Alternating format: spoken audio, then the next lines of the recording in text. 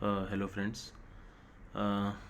Here I am again back uh, to describe one important, I can say one important thing, a message to every candidate who are preparing for the government job. Basically हम देखते हैं कि बहुत सारे ऐसे बच्चे हैं जो लगभग 10th या 12th के बाद ही they start giving attempts to the government exams.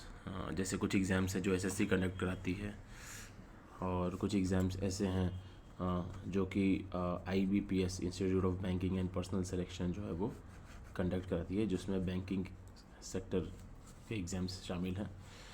SSC जो है स्टाफ सिलेक्शन कमीशन, ये एक 10th या 12th या ग्रेजुएशन लेवल पे एग्ज़ामिनेशंस कंडक्ट कराती है, जबकि आईबीपीएस के लिए 12th और ग्रेजुएशन लेवल जो है वो भी इम्पॉर्टेंट है, जिस पे वो एग्ज़ाम्स कंडक्ट करा सकती है। सबसे पहले ये जान लीजिए कि एसएससी एग्ज़ाम से आपको सेंट्रल गवर्नमेंट एम्प्लॉयमेंट मिलता है, जिसमें आप क्लास 2, क्लास 3, क्लास 4 में जा सकते हैं।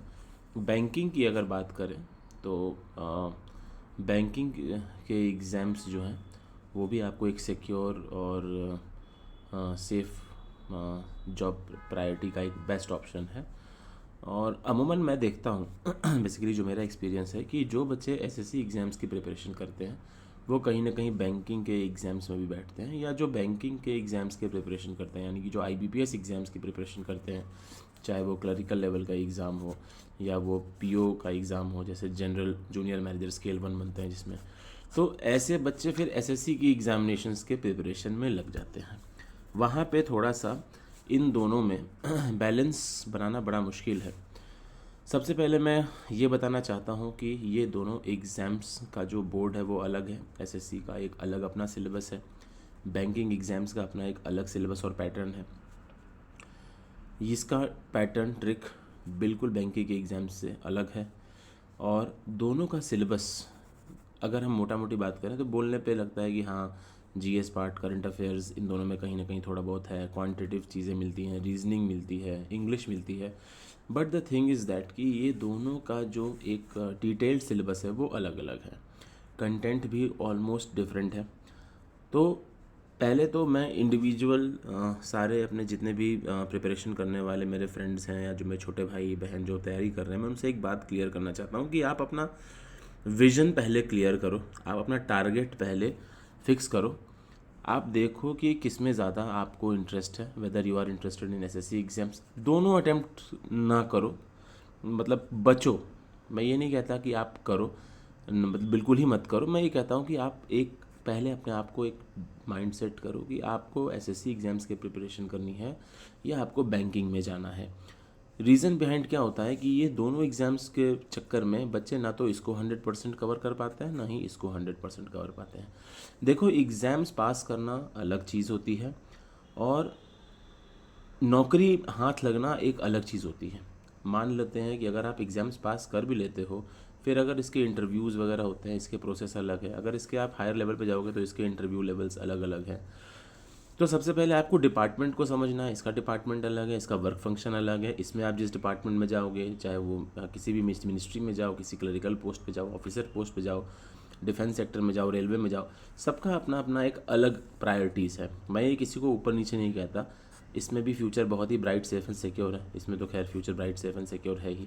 एसएससी के बच्चे आगे चल के यूपीएससी की प्रिपरेशन करते हैं, बैंकिंग सेक्टर में भी बहुत ही ज़्यादा मतलब अच्छे बैंकर्स बने।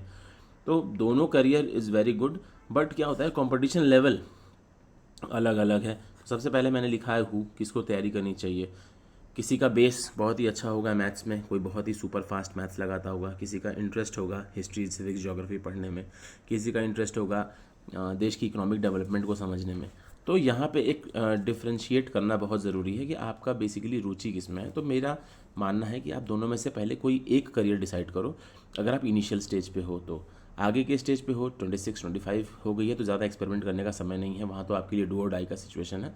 तो आप पहले ही आप अपना एक फोकस बना लो कि आपको एसएससी की एग्ज़ाम्स देनी है या बैंकिंग के, उस हिसाब से अपनी स्ट्रेटजी करो।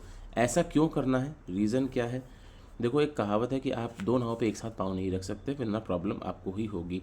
शुरू से ही अगर अपना फोकस बना के रखोगे तो आसान रहेगा। इसलिए मैं बार बार फिर से कह रहा हूँ, आप पहले कन्फ्यूजन इस चीज़ को दूर करो। इसका कंटेंट सिलेबस अलग है, इसका कंटेंट सिलेबस अलग है, इसका पेपर मार्किंग स्कीम अलग है, इसकी अलग है, इसकी जॉब प्रायोरिटीज़ अलग है, इसकी अलग है। और ऐसा इसलिए करना है क्योंकि आपको हर चीज़ों को बचानी है, जिसमें सबसे इंपॉर्टेंट है आपका time. That is the most valuable. दोनों चीज़ों को आप बराबर बराबर समय दोगे या इसको ज़्यादा इसको कम, पता चला किसी की एग्ज़ाम्स आ गए और आप प्रिपरेशन बैंकिंग कर रहे थे या बैंकिंग में ज़्यादा फोकस था, पता चला एडमिट कार्ड एसएससी का आ गया। इन चीज़ों से बचने के लिए आपका टाइम कंज्यूम होता है। तो बेसिकली आप किसी एक चीज़ पे फोकस करें। करना क्या है, इसका सिलेबस क्या है, पैटर्न क्या है, इसका सिलेबस क्या है, पैटर्न क्या है, हम आपको डिटेल में बाद में शेयर करेंगे। I share you every details in our upcoming videos. So I hope that you are very much understood और आपको थोड़ा सा हेल्प मिला होगा।